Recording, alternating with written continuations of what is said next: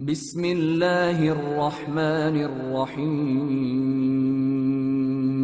شروع اللہ کا نام لے کر جو بڑا مہربان نہایت رحم والا ہے۔ الف لام میم۔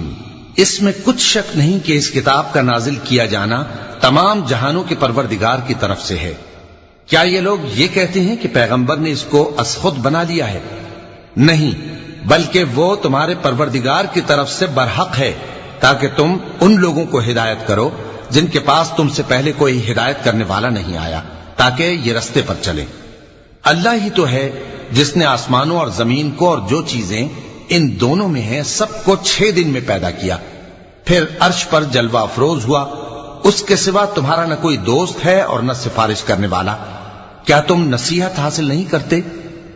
وہی آسمان سے زمین تک کے ہر کام کا انتظام کرتا ہے، پھر ہر کام ایک روز جس کی مقدار تمہارے شمار کے مطابق 1000 برس ہوگی اس کی طرف رجوع کرے گا۔ اسی شان کا ہے وہ خالق جو پوشیدہ اور ظاہر کا جاننے والا ہے، غالب ہے، بڑا مہربان ہے۔ وہی جس نے ہر چیز کو بہت اچھی طرح بنایا، یعنی اس کو پیدا کیا اور انسان کی پیدائش کو مٹی سے شروع کیا، پھر اس کی نسل ایک قسم کے خلاصے سے یعنی حقیر پانی سے بنائی، پھر اس کو درست کیا، پھر اس میں اپنی طرف سے روح پھونکی اور تمہارے کان اور آنکھیں اور دل بنائے، مگر تم بہت کم شکر کرتے ہو۔ اور کہنے لگے کہ جب ہم زمین میں ملیا میٹ ہو جائیں گے تو کیا اثر نو پیدا ہوں گے؟ حقیقت یہ ہے کہ یہ لوگ اپنے پروردگار کے سامنے جانے ہی کے قائل نہیں۔ کہہ دو کہ موت کا فرشتہ جو تم پر مقرر کیا گیا ہے تمہاری روحیں قبض کر لیتا ہے، پھر تم اپنے پروردگار کی طرف لوٹائے جاؤ گے، اور تم تعجب کرو جب دیکھو کہ گناہگار اپنے پروردگار کے سامنے سر جھکائے ہوں گے اور کہیں گے کہ اے ہمارے پروردگار، ہم نے دیکھ لیا اور سن لیا، تو ہم کو دنیا میں واپس بھیج دے کہ نیک عمل کریں، بے شک ہم یقین کرنے والے ہیں۔ اور اگر ہم چاہتے تو ہر شخص کو ہدایت دے دیتے، لیکن میری طرف سے یہ بات قرار پا چکی ہے کہ میں دوزخ کو جنوں اور انسانوں سب سے بھر دوں گا، سو اب آگ کے مزے چکھو، اس لیے کہ تم نے اس دن کے آنے کو بھلا رکھا تھا۔ آج ہم نے بھی تمہیں بھلا دیا ہے، اور جو کام تم کرتے تھے ان کی سزا میں ہمیشہ کے عذاب کے مزے چکتے رہو۔ ہماری آیتوں پر تو وہی لوگ ایمان لاتے ہیں کہ جب ان کو ان کے ذریعے نصیحت کی جاتی ہے تو سجدے میں گر پڑتے اور اپنے پروردگار کی تعریف کے ساتھ تسبیح کرتے ہیں اور غرور نہیں کرتے۔ چونکہ آیت سجدہ تلاوت کی گئی ہے لہذا سامعین پر سجدہ واجب ہے۔ ان کے پہلو بچھونوں سے الگ رہتے ہیں، اس حال میں کہ وہ اپنے پروردگار کو خوف اور امید سے پکارتے اور جو کچھ ہم نے ان کو دیا ہے اس میں سے خرچ کرتے ہیں۔ سو کوئی شخص نہیں جانتا کہ ان کے لیے کیسی آنکھوں کی ٹھنڈک چھپا کر رکھی گئی ہے، یہ ان اعمال کا صلہ ہے جو وہ کرتے تھے۔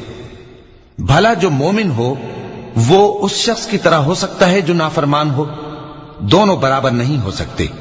جو لوگ ایمان لائے اور نیک عمل کرتے رہے ان کے رہنے کے لیے باغ ہے، یہ مہمانی ان کاموں کی جزا ہے جو وہ کرتے تھے، اور جنہوں نے نافرمانی کی ان کے رہنے کے لیے دوزخ ہے۔ جب چاہیں گے کہ اس میں سے نکل جائیں تو اس میں لوٹا دیے جائیں گے، اور ان سے کہا جائے گا کہ جس دوزخ کے عذاب کو تم جھوٹ سمجھتے تھے اس کے مزے چکھو، اور ہم ان کو قیامت کے بڑے عذاب سے پہلے دنیا کے عذاب کا بھی مزہ چکھائیں گے، شاید وہ ہماری طرف لوٹ آئیں۔ اور اس شخص سے بڑھ کر ظالم کون جس کو اس کے پروردگار کی آیتوں سے نصیحت کی جائے تو وہ ان سے منہ پھیر لے۔ ہم گناہگاروں سے ضرور بدلہ لینے والے ہیں، اور ہم نے موسیٰ کو کتاب دی تو تم ان سے ملاقات ہونے سے متعلق شک میں نہ ہونا، اور ہم نے اس کتاب کو بنی اسرائیل کے لیے ذریعہ ہدایت بنایا تھا، اور ان میں سے ہم نے پیشوا بنائے تھے جو ہمارے حکم سے ہدایت کیا کرتے تھے، جبکہ وہ صبر بھی کرتے تھے اور وہ ہماری آیتوں پر یقین رکھتے تھے۔ بلا شبہ تمہارا پروردگار ہی ان میں جن باتوں میں وہ اختلاف کرتے تھے قیامت کے روز فیصلہ کر دے گا۔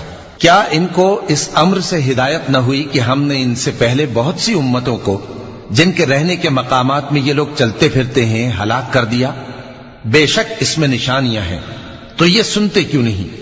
کیا انہوں نے نہیں دیکھا کہ ہم بنجر زمین کی طرف پانی رواں کرتے ہیں، پھر اس سے کھیتی پیدا کرتے ہیں، جس میں سے ان کے چوپائے بھی کھاتے ہیں اور یہ خود بھی کھاتے ہیں، تو یہ دیکھتے کیوں نہیں؟ اور کہتے ہیں اگر تم سچے ہو تو یہ فیصلہ کب ہوگا؟ کہہ دو کہ فیصلے کے دن کافروں کو ان کا ایمان لانا کچھ بھی فائدہ نہ دے گا اور نہ ان کو مہلت دی جائے گی، تو ان سے منہ پھیر لو اور انتظار کرو، یہ بھی انتظار کر رہے ہیں۔